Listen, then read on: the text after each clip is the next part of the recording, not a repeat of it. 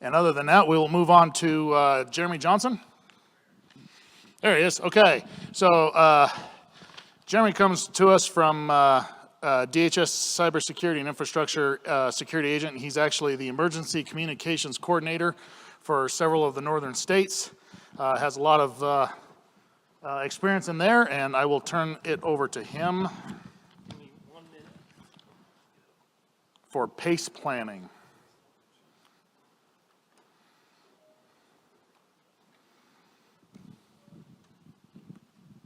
So one of the things, I don't know if you can hear me without the mic yet, if I can steal the lavalier.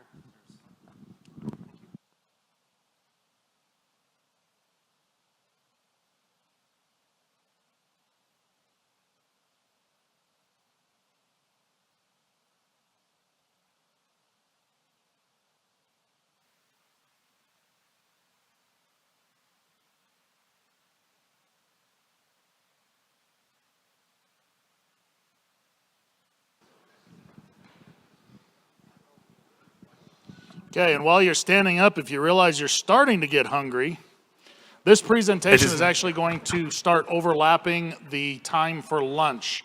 So the time that the food trucks are supposed to be ready for lunch is between 11 and 1.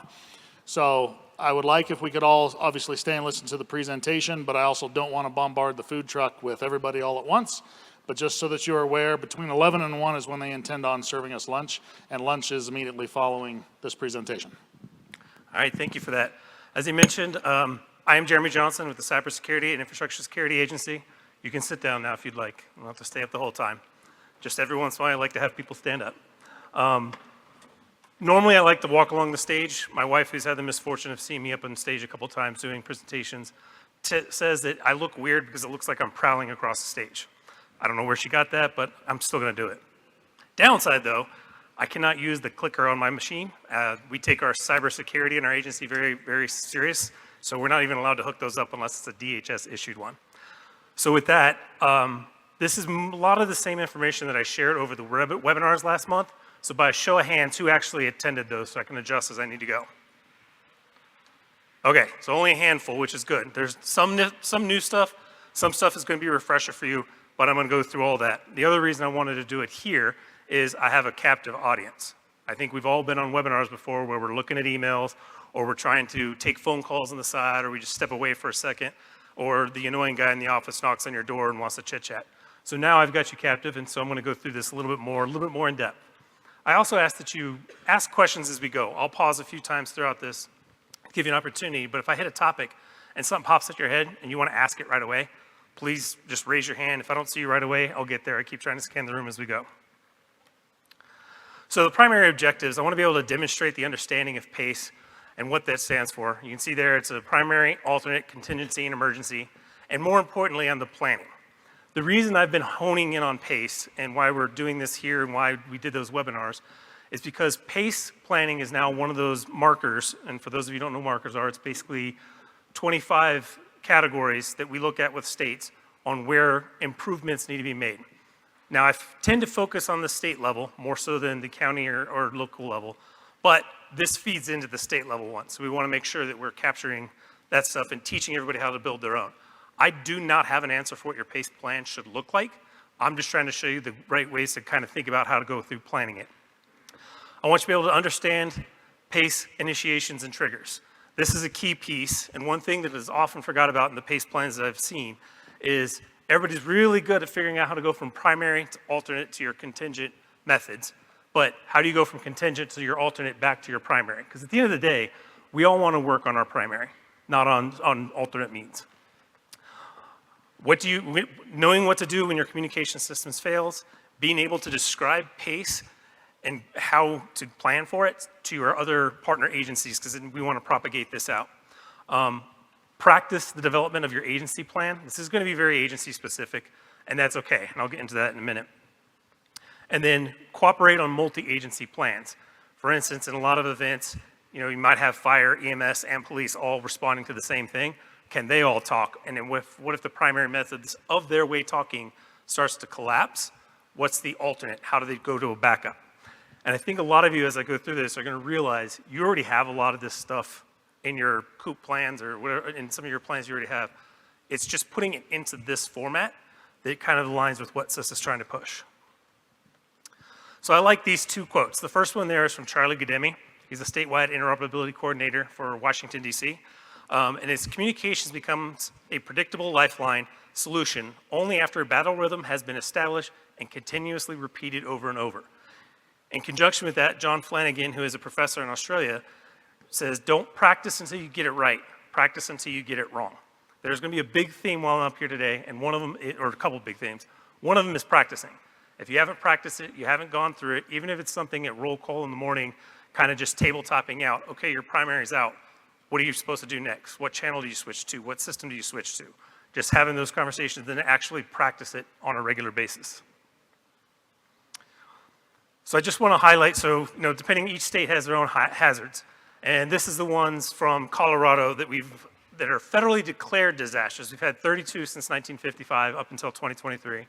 And as you can see, a good chunk of them are related to flooding and then some to wildfires. This does not include state declarations. These are federal declarations.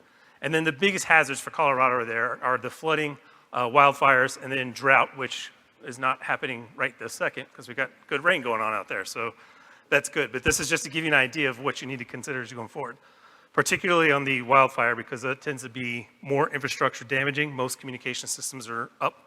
So flooding doesn't necessarily affect communications, but can affect emergency operations. So this is just a quick note. We want to practice, practice, practice. Resilience is the capacity to adapt to changing conditions. That's resiliency. But if you don't practice, you're not prepared. So I'm hitting that again. Practice, practice, practice. Turn unprepared into prepared. So before I go into the next section, any questions real quick? Okay, seeing no hands. What is PACE?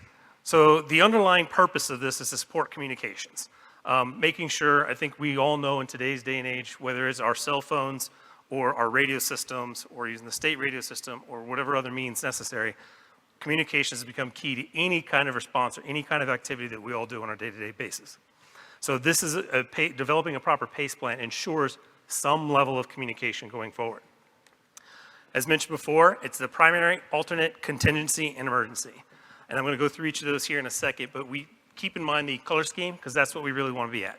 Primary is always going to be our go-to, where we want to spend our time.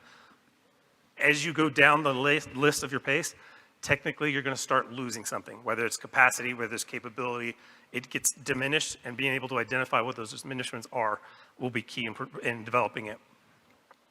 So in PACE planning, this is a big one because I actually have come up with a few more I needed to add here, and for some reason I didn't. But you need to consider who's going to be part of the PACE planning process. Emergency operations managers think one way. The technical guys who are programming radios think another way. One that's not on here that is incredibly important, in my opinion, is the user. Doesn't matter how good your PACE plan is or what your plans are in general, if the user doesn't know it, and the user doesn't know how to switch between them, and the user doesn't know the triggers, then you don't have a plan.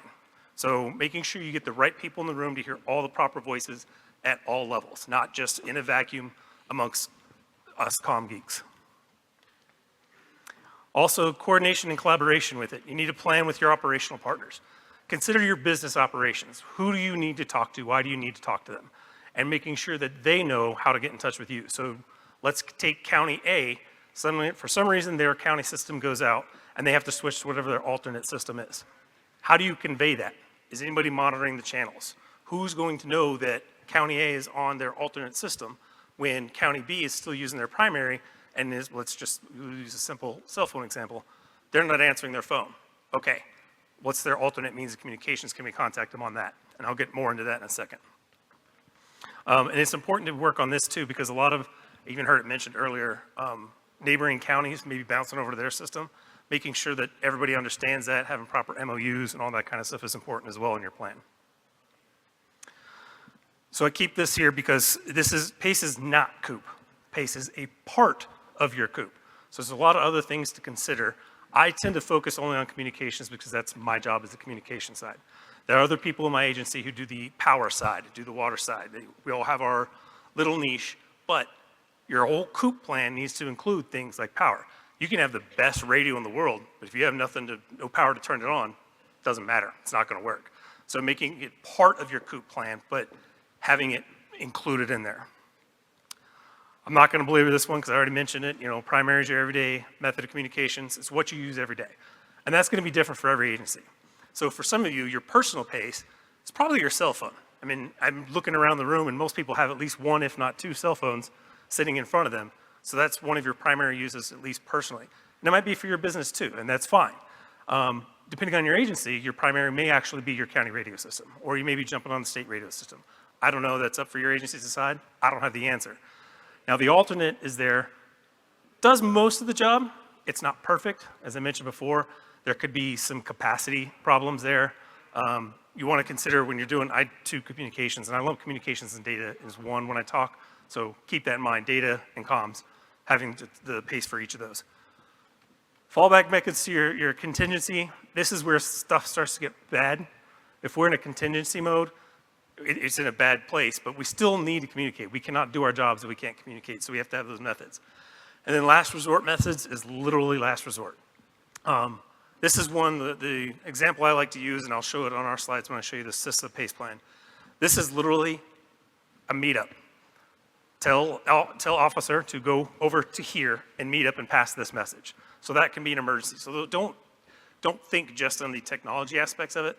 Think of what needs to be communicated, to whom does it need to be communicated, and how quickly.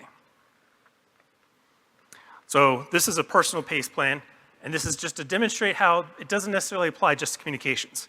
So my primary method, to be fair, my primary method is going to be charcoal, but my example falls apart real quick if I change this. Primary is an electric range. So power goes out, 24 to 48 hours. Well, crap, I just got back from the grocery store. I got 4 pounds of chicken sitting in there that needs to get cooked up and eat, or it's gonna go bad and I'm gonna lose it because my fridge is also on power. Okay, so what's my backup? Charcoal. Okay, I can go fire up the charcoal grill and use that to cook my meat. Get the same product, maybe not as quickly, but you'll still get the cooked meat there as a final result. Except I forgot to get charcoal when I was at the grocery store. So now that option is out. Well, I've got my camp stove with those little canisters sitting in the garage. I haven't used it in a while, but it's out there. I'm gonna go check it and see. Well, unfortunately it's out of gas. I didn't replace those either. So what's my emergency? I'm gonna take those pieces of chicken, I'm gonna stab them with a fork, and I'm gonna hold them over an open flame in my fire pit. It'll eventually cook it, it'll do it, maybe not perfectly, but it gets you there. So that's where you can kind of see pace can be applied to any part of the business process of your agency, company, etc. And this is just a good way to show, like, I applied it to cooking my chicken. So how do you think you can apply pace planning communications in the field? This is a question that's gonna pop up later, because after I'm done up here, you're all gonna have homework, and I'm gonna explain what that's gonna look like later. But think about this question as you start to go into the process of your planning. All right, pause for any questions. Okay, seeing no hands, I'll continue. This goes back to the communications methods now. So you can see up here, there's lots of ways people communicate nowadays. From social media, email, talking person to person. I'm up here communicating with you right now. There's radios, Oxcom, CB, HF radio, collaboration apps. Slack is one of them. There's another one I'm not gonna mention because it's politically hot right now. But there's other options to communicate. And those are things you gotta consider and how they're used. So when you look at this, one of the things, and I will point this out again, social media, email, web applications, cell phone, landline, to some extent sat phone, all work off one infrastructure. They all share the same infrastructure. So if something happens to that infrastructure, what's your backup? Amateur radio does not work on the same infrastructure, but you also can't pass as much information using it. So you've got to consider each of these different methods in going forward. This next slide is a real good thing too to consider, because a lot of us, when we start at the agency level, we get real concerned about how can we talk? How does County A talk to County A? Government to government. You can see that in the lower left-hand corner there. But we can't forget that they're not the only people that have to talk. The public has to talk. If there's a really bad flood or an earthquake, how many people are calling their moms right away? How many people are trying to get in touch with their kids? These are all things to consider as well, that we need to have a plan for doing that. I'm gonna get each of these in a second, so I'm not gonna belabor it. But government to public there and public to government. If they can't call 911, you can't dispatch and render assistance. Wherever that communication ecosystem breaks down, it's broken. and we need to make sure that that doesn't break. So public to public, this is just a reiteration of some of how it's done. Some of it's like, the Neighborhood Connections app is a big one. I don't know how many people use Nextdoor or any of those kinds of apps. Those are how some people might communicate instances in an area. Obviously face-to-face.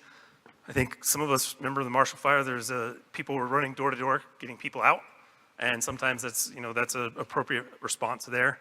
And then also just faith-based organizations. Don't forget about them. They have a really good network themselves, and there are a lot of people in this country that tend to go to their church when something's happening globally because they want the latest information from their neighbors, people they know, people they associate with. So don't ever forget about them as part of your pace. Government to public. How do you message the public? And consider that when you're doing your infrastructure pieces to it. So for instance, wireless emergency alerts, great, but the cell phone network's down. The backbone's down for whatever reason, whether it's a nation state attack or just something got messed up, or if you remember the Nashville bombing right outside AT&T, it was a big central office, cut off standard communications. Consider things like broadcast media. This is a big one for me. I was a responder for CISA in Hurricane Maria afterwards, and I will admit one of our biggest failings, we didn't even think about broadcast. It was about 10 days in before me and the lawyer from the FCC got together and said, we have all this information about what roads are flooded, which ones are mudslides, where can people go to get assistance from FEMA, where can they go to get water, food. Who's telling them? So we didn't have a good pace plan for the broadcast community. We fixed that. We have changed our procedures and our plans in order to make sure that we have that, because being able to tell the public how not to get into trouble also helps tell them how not to have to call 911.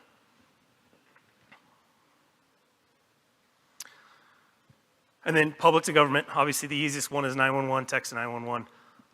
And that's important because I would like to think, and I know that there are plenty of stories out there about McDonald's not making their hamburger right and they call 911.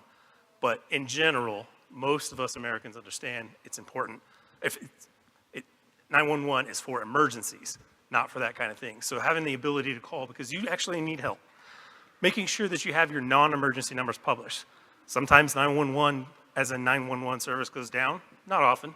Every once in a while it does, but what's the 10-digit dialing code for your emergency services?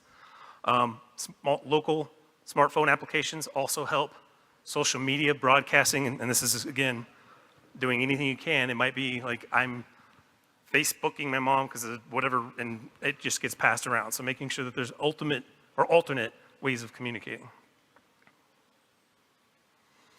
And then government to government. This is where we're happy.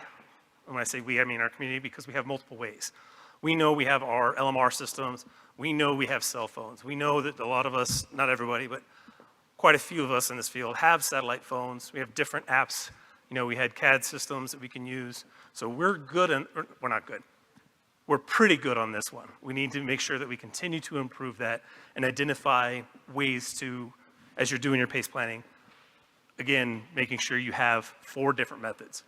And I'm going to say this a couple times. I'm going to highlight it again right now. Consider the infrastructures they run on. A cell phone and a landline are the same thing to me. So don't put one as a P and one as an alternate. Those are P1, P2. And then this is who needs to be part of the plan. I mentioned some of the users within the agency before, but you also need to get everybody who's involved. So non-governmental organizations, like it's nice to know that you have some sort of PACE plan to get in touch with like Red Cross, because in a major event, Red Cross is definitely going to be there, but they need to be there in a coordinated fashion. You can't just have NGOs showing up, not talking to the local community. Making sure you have connections with the media. Who at Fox 31 do you call to broadcast out messages? Who do you call at the radio stations to make sure they can get messages out? Then you need to look at your industry and cell phone carriers. And this a lot goes back to your landlines, to your data centers, or to your PSAPs to make sure that you have a connection with those carriers so that if something goes wrong or something goes sideways, you know someone who can talk to that you've met before or at least talked to on the phone before.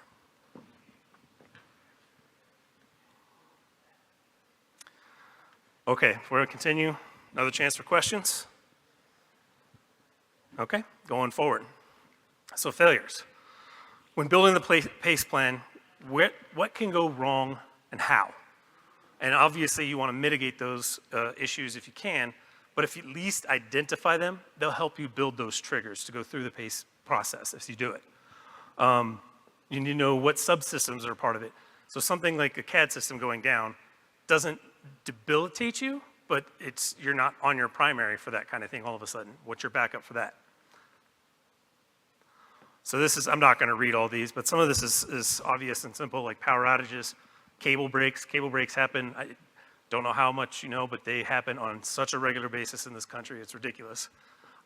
Radio frequency interference, unintentional or intentional, little things. I'm gonna use Hurricane Maria again. There are so many generators operating that the noise floor got so high, and the amount of power required to get some of their radio systems working was difficult to manage. Also cellular network congestion. I've got a sort of an answer for that, but we'll get there in a second. Network failure and internet loss, how is that gonna affect your business model? How's that gonna affect your response time? Email issues, we all love email. There's a good example I have that we did an exercise up in Cascadia region in Washington, and the FEMA administrator for that region was used to getting giant GIS files. So they could analyze everything that they wanted, and they wanted those still. Well, the regional emergency communication coordinator for FEMA that worked in the bunker there at the time shut everything down. And the only way to pass information is you had to go to the radio room and use HF. Data can be sent, but we had to school some of the leadership that was used to getting nice giant GIS files. No, you got to compress that. I got yelled at once for saying this, but you need to learn to, if you're going to send data, it needs to be written like you're a 16-year-old texting. Figure out what that process looks like, shorten it, and get to the point. And it also proves the point in planning for this. It also proves to leadership, at some point you're going to have to prioritize. If your communications and you're used to email, you're used to these giant files, you're used to having multiple phone networks, and all of a sudden that's gone, now you start to have to prioritize, well, this hospital needs this, but this fire crew needs this. Which message do I send first? And that forces leadership to really start to think about, oh, we got life and death situations in two different places. How do I pass that message quickly and effectively? So that's when you get down to the E. We want to avoid the E. It would be great if none of us are ever on E. So these are just a couple quick case studies. I mentioned the Nashville AT&T bombing. It knocked out a couple states on their primary. So a lot of them had to switch down to their alternate. And it wasn't just their primary in that the cell phones, it was also a large data center. A lot of the 911 routing traffic went through there. That caused a problem when that couldn't be routed. There are alternates. Industry is very, very good about doing their, like a sonnet ring network to find alternate pathways, but it did slow stuff down. Capacity went down, and it was just fortunate they had reinforced that side of the wall when they did. So one thing to consider in your plan is reporting comms issues. So if your primary fails, how do you report that? Because that's your primary means of communications. How do you get that back to your system owner? Let them know that you're having an issue. What's the trigger there, and how do you do it? So make sure that's included in part of the plan. And then how do you get that reported out so that everybody knows you're not on your primary anymore? And depending on how you set up, it could just be changing frequencies, changing talk groups, changing from county system over to the state system that's or agency specific. And then the detailed reporting is critical. So the more you know about what you're reporting on why it's out, the better things are. For instance, I mentioned the cable cuts. Those happen quite frequently. Somebody gets a little gung-ho with construction and they go with a backhoe, dig a hole without checking with Miss Utility, and now all of a sudden the fiber feeding you is out. This one's particularly important here in Colorado because there's a lot of communities that are endpoints on the communications networks. So if that cable's out, that whole community is out.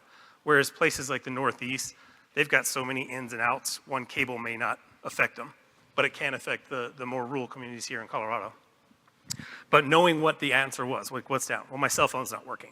Okay, well, how do you communicate that back? Who do you communicate it to? And get as many details as you can so you can fix it. It might be something as simple as calling the landline carrier and they can just come in and fix that pipe in an hour and you're back up and running and you switch back to your P.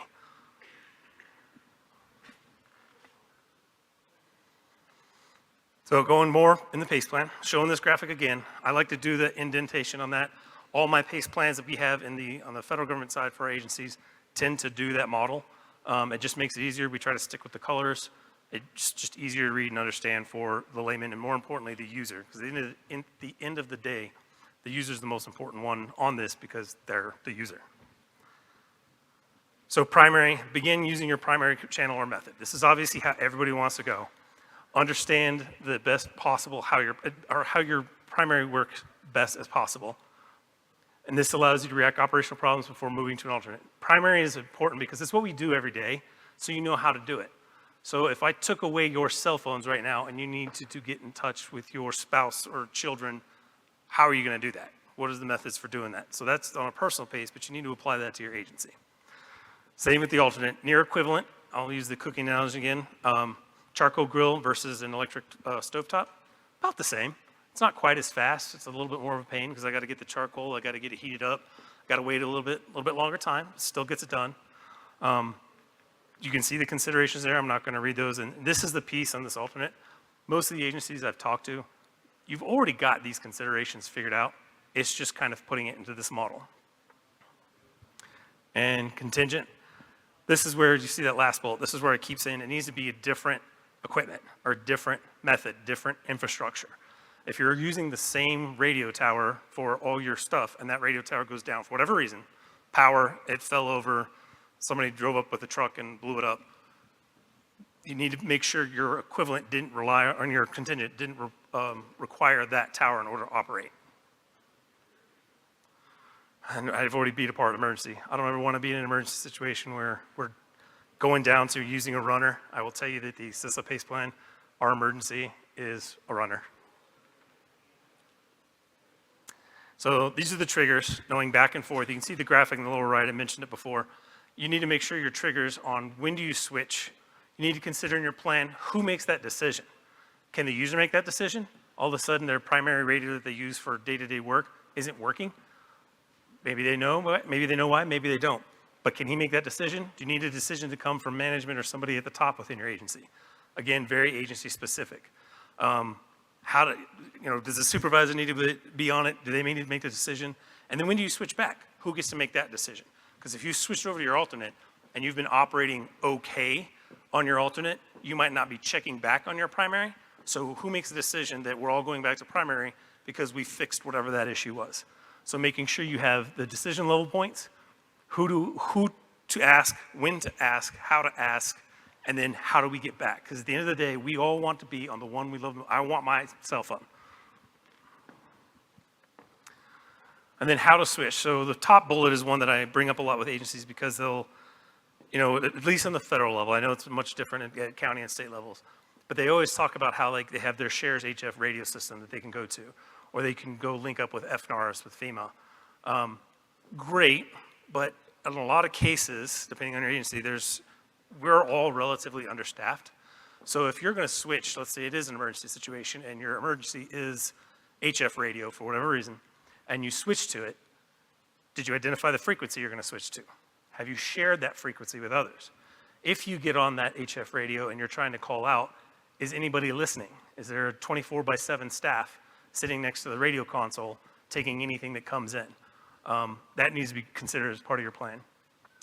You need to have a pace for your personnel. So when I get down to some of the smaller counties and smaller municipalities, I'll ask that, well, who knows how to use your contingent communication system? Oh, it's Bob in the back. Just Bob? Okay, if you're down to your contingency, that means something happened. Is Bob safe? Did he survive whatever the emergency was? And can he get here safely to operate that radio? If not, you don't have a contingency communications plan because you have a breakdown with that one individual.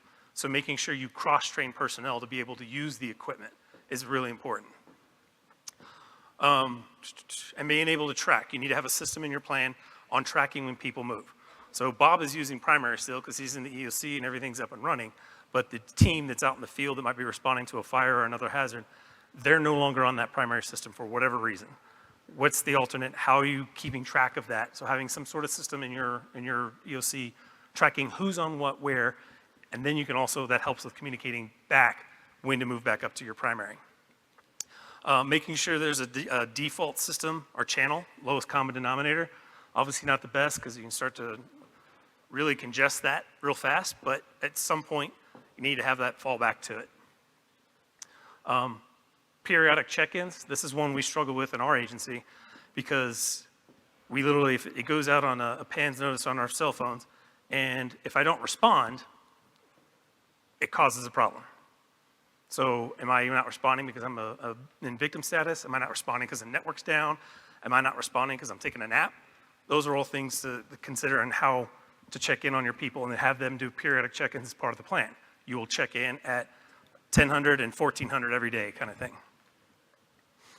And then I'm also open to any other ideas on when to switch, thoughts you have. So if you have them, give them to me. There's more, I know more, there's more brain power here than there is up here, I promise you. Okay, questions before I'm going forward? Okay, so I would not be a good CISA employee if I did not talk about priority telecommunication services. There's an unwritten rule that you will be put on probation if you don't bring this stuff up. So, by a show of hands, who has a GETS card? That is way too few people, in my opinion. Who doesn't know what GETS is? Okay, so GETS is Government Emergency Telecommunication Service. They send you out a card, you can see in the lower right-hand corner there, that's got a number you call, and that links you up, depending on your carrier. On the flip side, tells you the carriers. And you call, and then you give them the number they're trying to reach, and it gives you priority access to the backbone network. The next one, we want to put that in conjunction with, and it's free, by the way. This is a free service. All the carriers, all the landline, everybody's, FCC's mandated. You have to be able to get this in emergency operations or emergency services. But it's also tied to wireless priority service. So a lot of us, if we're going to use our cell phones as part of our plan or as part of our day-to-day operations, wireless priority service goes on your phone. It's cell phone specific. And with GETS, in an emergency, you can write your GETS number on the wall and just let everybody use it. Just call a GETS number and say, so many people did not have a GETS card. If we needed it right now in this room, I would just write mine on the wall. I guess not on that wall, but I'd put it up on the computer and we could all use it. And I would just call GETS and say, yep, we're gonna use this. And they're like, all right, let us know when you're done and we'll send you a new card. So it's free to share and use at will. WPS is phone specific. I want you to note the bottom piece down there. And I know it says it's flagged FirstNet. Does not mean I endorse FirstNet. That does not mean I don't endorse Frontline, excuse me. But I've heard that there's a lot of people who think WPS and GETS is Verizon's version of FirstNet. So ignore that. It's great, FirstNet, everybody's on FirstNet, it's great. But what if you need to call somebody who's on a Verizon cell phone? Or somebody's got to go to T-Mobile? You're no longer talking FirstNet to FirstNet. So the second you leave the FirstNet network, you've lost all priority. Now, if you use FirstNet with WPS and GETS, you will then get end-to-end priority service over your cell phone. Now, WPS will not bump somebody else off. It just puts you at the top of the queue for when a radio signal for the tower opens up, and then you'll bump up to the top. That, with GETS, is your best call completion. I think in all the last disasters over the last 10 years, our worst case scenario, even in Hurricane Maria, we were still putting about 96% call completion if you use both. So the third major option CISA has is telecommunications service priority. This is the only one that's not free. This is more, I don't want to call it an insurance policy necessarily, but that's kind of what it is. You basically pay a monthly fee and they tag your landline, your hard line to wherever it is you want to go. That gets tagged as a priority. So if you have one of those cable cuts, that wire is going to get replaced first because it's been tagged. There are multiple levels. For instance, you can imagine anything that's a national security, like the White House's communications. They're a priority 1. Hospitals are kind of up there. A random county EOC might be a 4. Can still get it, still comes with a cost, and where you land in that 1 through 4 isn't up to you. That's categorized by people above my pay grade back in DC. Now, I mentioned GETS as your phone number. I mentioned WPS. There's a process to call WPS. And actually, I forgot to ask, how many people have WPS? Okay, and you might have an answer. I'm gonna ask this one in a second. But if you're just using WPS, there is a process where you have to do *272, dial the number, have your gets in there, and go through it. So it's a lot of numbers you have to have, and you have to have your card on you. However, CISA decided to get smart, and we got the PTS Dialer app. It is available on Google and on Apple. It's a one-time setup, so if you've got WPS on your phone and you've got your gets number, you plug all of that in, you go to your gets WPS app on your phone, again, assuming that part of the infrastructure works, and it does all that pre-dialing, punching in of your gets card number for you. It'll also access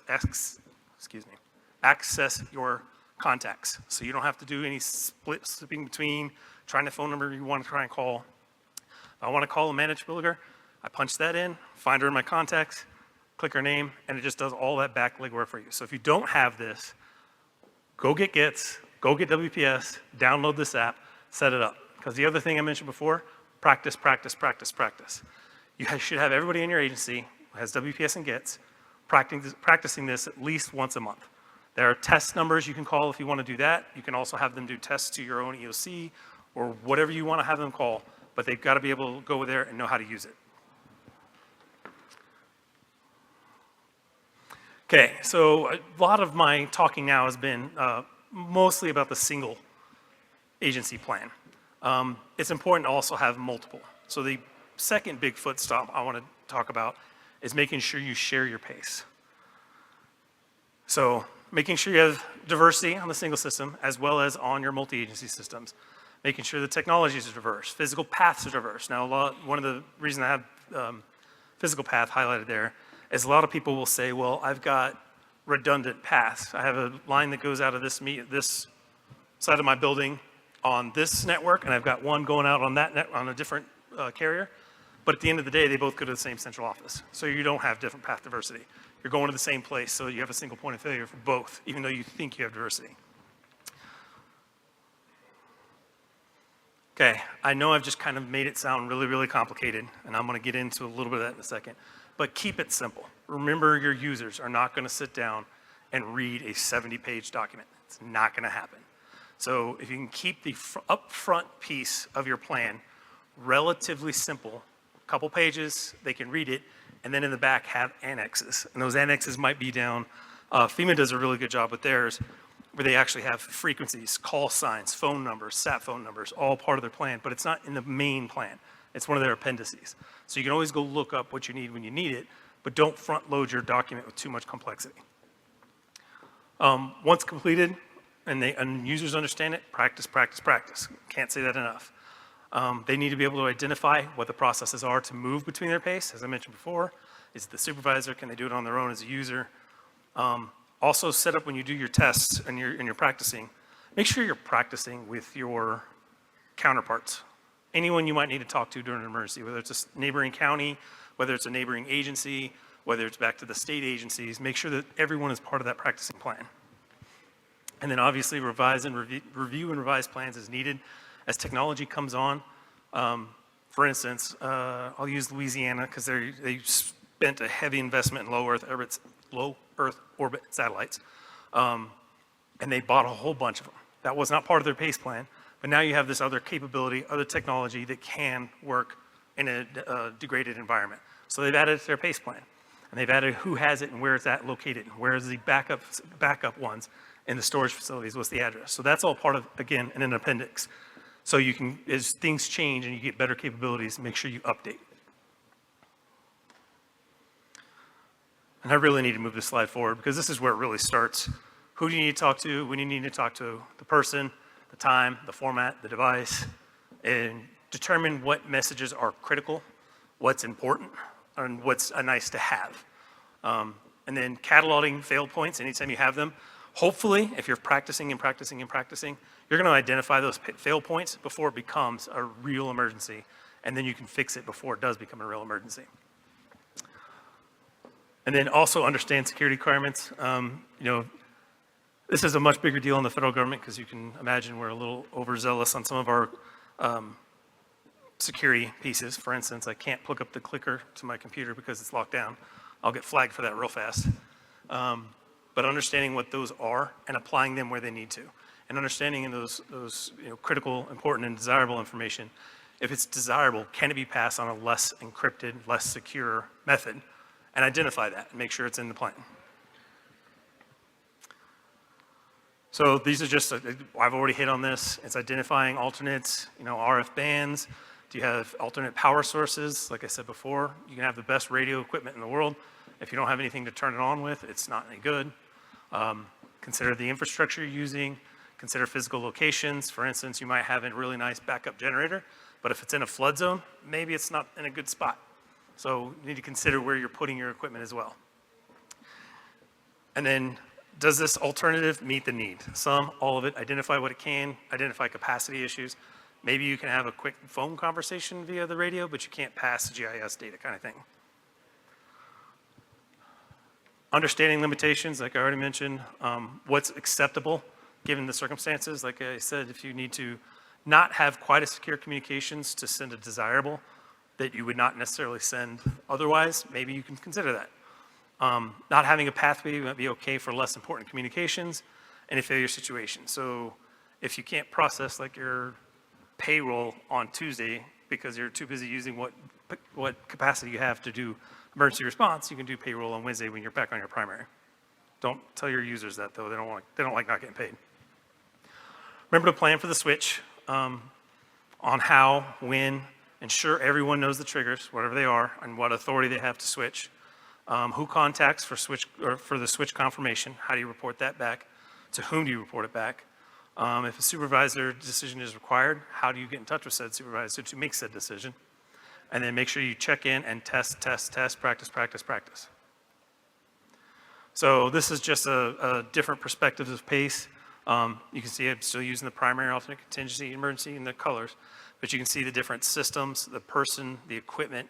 So there's a PACE for each of these specific things. I will tell you, we've also taken, this PACE model, the comms guys kind of get it because this was developed out of the military and they've been using it for decades. We're trying to figure out how best to apply it to everything else. So like wastewater and water, we're putting it together. I'm not showing you all those slides because this is communications team, not wastewater team necessarily.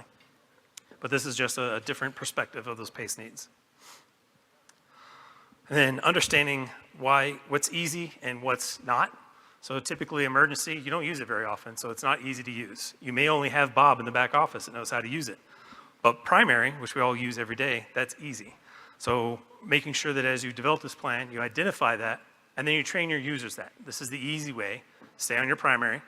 Your alternate is now this, and it's a little bit tougher to use, not quite as convenient. You're not as used to it because you haven't practiced it enough, and demonstrating that to them, and then doing exercises based on this format. So this is a real basic template.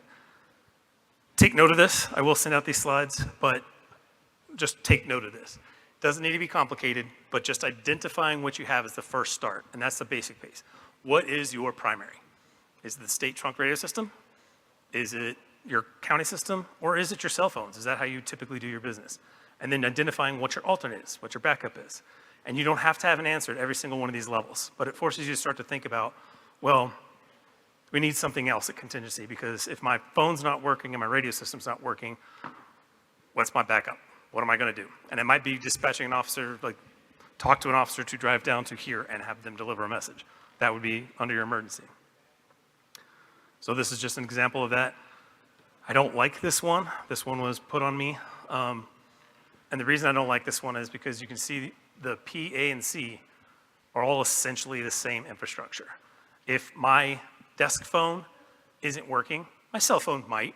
It's, they typically run off, if you have a VoIP phone on your desk and your building loses power, your cell phone might still work. Most cell phone towers have battery backups, or they may have a diesel generator backup or something.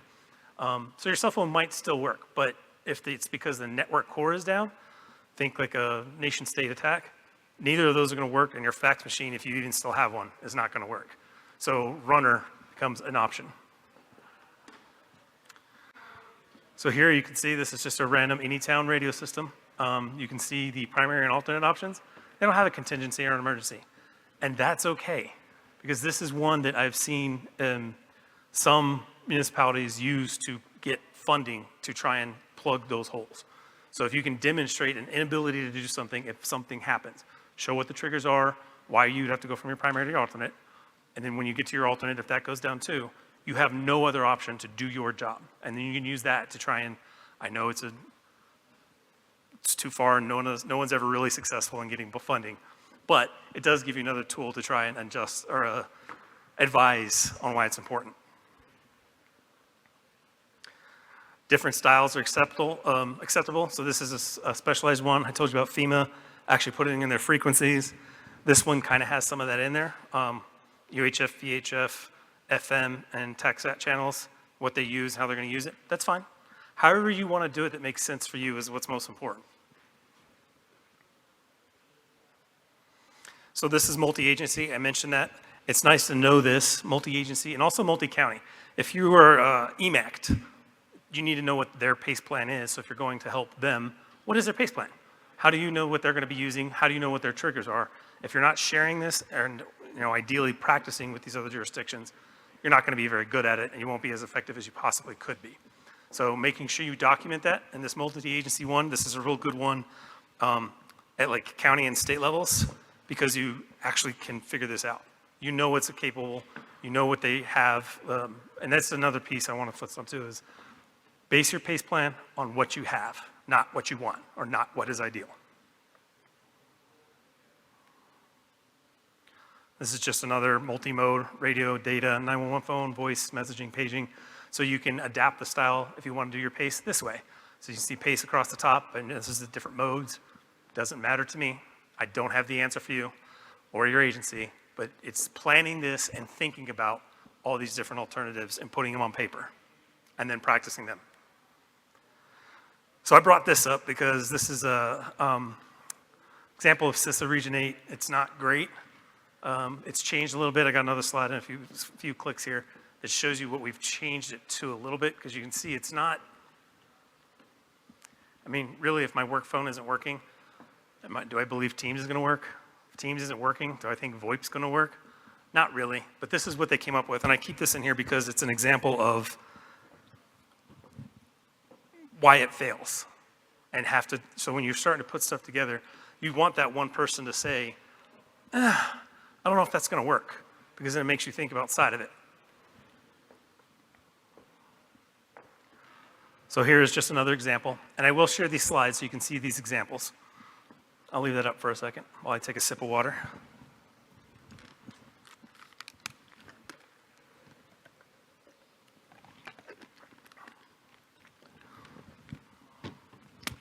Oops, that was bad. All right, I'm just going to stand here now. Okay, I want to point out that this is not a 205. It's not intended to be a 205. There is a difference for them. 205 shows the diversity of radio systems, shows the radio communications pathways, but it doesn't show you all the other continuity communications backups. So having a PACE plan is a companion piece to your ICS 205 is a good thing to have. So linking them up to at least complement each other. It's just nice. ICS 205, I assume most people here have seen this or seen one like this. Nothing special. You don't need to memorize it. There's not a test on this one.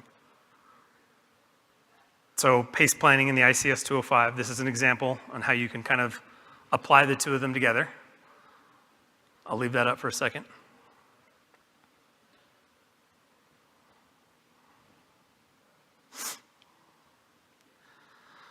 Now here's the cheat code. There's a lot of open source resources out there. You're not building this from scratch. Go look at a couple others. Most people do not hide their PACE plans. They're not afraid to share. They actually want to share, so that if you ever need to come help them, you know what they're going to be doing and what they're going to be using. So go look it up. Look up some ideas. There's some examples on Google. There's a ton of them out there. If you know a neighboring agency or someone within the state or neighboring state that has already done this, ask to take a look at them and ask them the questions. Well, why is that a trigger for you? Where did you come up with that? Or why did you choose this as your alternative and this is your contingency? Have those discussions. You don't need to start from scratch. This is not I know it sounds like I'm making this complicated. It's really not. And there's a lot of free stuff out there to help you develop that. And then, of course, I have to have this. Test, practice, test, practice. Until you've practiced it, you don't have a plan. So making sure that once you develop it, you need to train your users, you need to train other levels of your staff, and then actually have them practice. So if your alternative is just a different frequency or different talk group, okay, does that user know how to switch to it? Because in my experience, most individuals know their one channel and that's all they use their entire careers and don't know how to switch. Are you training them on those kinds of things? And then of course, host unplanned drills while with on-duty personnel. So while they're out there, actually make a command decision. You're all on your alternate now. And don't tell them what that is. They should know because they've been trained on the PACE plan. Okay, so this is Region 8's new one. This is based, all my region, our planner, myself, and my counterpart in Utah, Gordy Coles, sat together and actually talked about what's in the realm of capable. So you'll see I have P1, P2, P3. And the reason we went with that is because of what I said about infrastructure. They're all using the same infrastructure. So if that infrastructure, for whatever reason, goes down, then none of them are available. Even though we might use Teams as our primary and Outlook as our primary, that's down. So now we have our Verizon phones from CISA. If that goes down, we have our personal phones. Again, same infrastructure. There are cases where, I have a Verizon phone for work, and my personal phone is AT&T. So I have some diversity there. You'll go down to alternate. You can see we've labeled, so there's the regional office, the regional director, deputy regional director, the protective security advisors, the cybersecurity advisors, the chemical inspectors, and the ECCs. And you'll know at the alternate level there, the only people who have an alternate, now I know the people who know the tech know that just because you use a sat phone and I can get a signal up there, at some point that's got to come down to a base station somewhere. And that base station then connects to the private network. So if in a nation state type attack that takes out our communications network, that sat phone's not going to be any better than any of the Ps. But no one else has them. None of our field team has them. It's just myself, Gordy, and the regional director. Fun story with the regional director, his is a secure phone. The secure phones you actually have to test monthly or they get bricked. His is currently back in Washington, D.C. right now because he had to get it recoded for the encryption for the secure communications. So right now it's just myself, and the reason you see the regional office has a sat phone is because that's where I sit. My sat phone's in my backpack with me at all times, so I have it. That's the only reason they have it. Otherwise, no one else has anything. We don't really have a contingency. We don't have any alternative network. We don't have radios. I've been trying really, really hard to get the Shares HF radio, but in typical federal government fashion, in order for us to put an antenna on the building or out in the field, we have to pay GSA a leasing fee, and not in our budget. So unfortunately, we have not gotten there. We're trying to identify how we can do something to give us some alternate capability, but then we run into the case of PACE personnel. I'm the only one who knows how to use Shares at the regional office. So I would have to do a lot of training on our staff there. Now, emergency, I only got a couple more slides because I know I'm standing between you and lunch. The emergency is wellness check is one of them. So basically, haven't heard from Jeremy. Can we call local PD to drive over to his house and just see if he's alive, if his house is still standing? The other is we've set up, it's the next slide. So where most of our staff is, we're all over Region 8 in all 6 of those states. We've set up where we think we know we can go. So if our primary alternate are down, we can typically go to one of those locations, and you can see a lot of them are EOCs, and they typically have more alternative options. So if nothing else, it gives us an option to get a message out. Not great for receiving a message, and there's also the consideration they actually have to get to that EOC. So depending on where they live, the only bridge from your house to that EOC may be down, and you're not getting to the EOC. So that's their own personal pace they've got to go through. But none of these have MOAs yet. That's something we're working on. We have legal got involved, so it's obviously taken longer than we anticipated.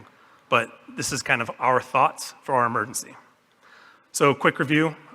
I know I'm running low on time. This is just rehashing the PACE. Have we met the course objectives? Does everybody kind of understand a little bit more about PACE and how to PACE plan? Raise your hands. If you don't, you can come talk to me afterwards and I'll fill you in. Be able to demonstrate that basic understanding. So when you assemble this team to come up with your PACE plan, being able to explain to them what you're trying to do, what your objective is for the PACE. Knowing what to do when systems fail, how to get back. Again, we always want to be on primary. That's why it's the primary. And then practice, practice, practice. So here's my contact information. I mentioned earlier there was going to be a little bit of homework. So Ms. Terwilliger and I, she's doing Radio 1 throughout the state. She's setting up different times to come do Radio 101 training. I'm coming along, and we're going to do a workshop. So I've sat up here and talked to you, but what I need is you to develop some kind of PACE plan. That's why I had that basic PACE plan table there. That's all you got to do. At least fill that out.